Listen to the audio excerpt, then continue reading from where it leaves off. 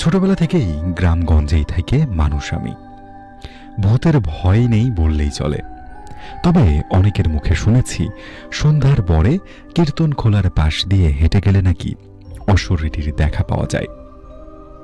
আমি কখনো এসবে বিশ্বাস করতাম না। সেবার মামার বাড়িতে গিয়েছিলাম একটা কাজে। এক পরিচিত চাচার মোটর নৌকায় গিয়েছিলাম। বাসায় ফেরার পথে সন্ধ্যা হয়ে যায়। চাচার গঞ্জে কাজ ছিল দেখে আমাকে বাড়ি থেকে বেশ খানিকটা দূরে তিনি নামিয়ে দিলেন। নামানোর পরে আমাকে জিজ্ঞাসা করলেন, কোনো সমস্যা হবে কি? আমি বললাম যে না, কোনো সমস্যা হবে না। এরপরে চাচাকে বিদায় দিয়ে বাড়ির পথে আমি হাঁটতে লাগলাম।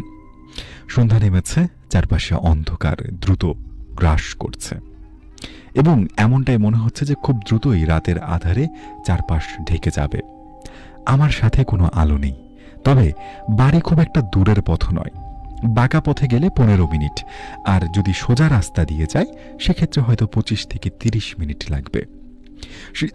সেদিন বাংলাদেশের সাথে ইংল্যান্ডের খেলা ছিল, তাই আমি সময় বাঁচানোর জন্য বাঁকা পথ, যাকে আমরা শর্টকাট বলি, সেই রাস্তা ধরেই এগোলাম।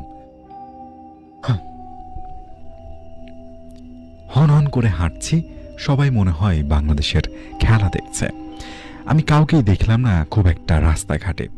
প্রায় 4 থেকে 5 মিনিট হাঁটার পরে আমার পাশের একটা ঝোপে ধপ করে কি যেন পড়ল। বলতে ভুলে গেছে, শর্ট রাস্তাটা একটু জঙ্গল টাইপের। এলাকার মধ্য দিয়ে চারপাশে ঝিঝি পোকার ডাক শোনা যাচ্ছে।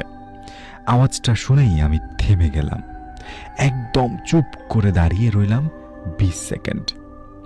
কান খাড়া করে শুনবার চেষ্টা করলাম যে কিসের আসলে আওয়াজ হলো, কিন্তু কোনো শব্দ হলো না। আর আমিও নাছোড়বান্দা, আমি আস্তে আস্তে পা টিপে এগিয়ে গেলাম ঝোপের দিকে।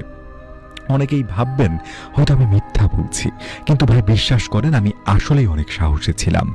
একা হাতে গভীর রাতে দুটো চেরাকে চোরকে একসাথে আমি পিটিয়েছি। ভয় ডর আমার খুবই কম। যাই হোক, ঝোপের ঝাড়ে বা পাশে দাঁড়িয়ে আমি উকি দিলাম, যে উকি দিয়েই চমকে উঠলাম। ওই পাশে দেখলাম একটা সাদা কাপড় পরা মহিলা ঝুঁকে আছে কিছু একটার উপর।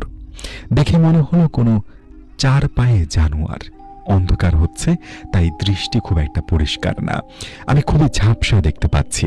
মহিলার পাশ থেকে গজগজ শব্দ হচ্ছিল, যেন হাড় ভাঙার আওয়াজ কানে এলো। কর্মর করে কি যেন খাচ্ছে। আমি আর সহ্য করতে পারলাম না। আমি জোরে চিৎকার দিয়ে বললাম, ওই ক্যারে এখানে। সাথে সাথে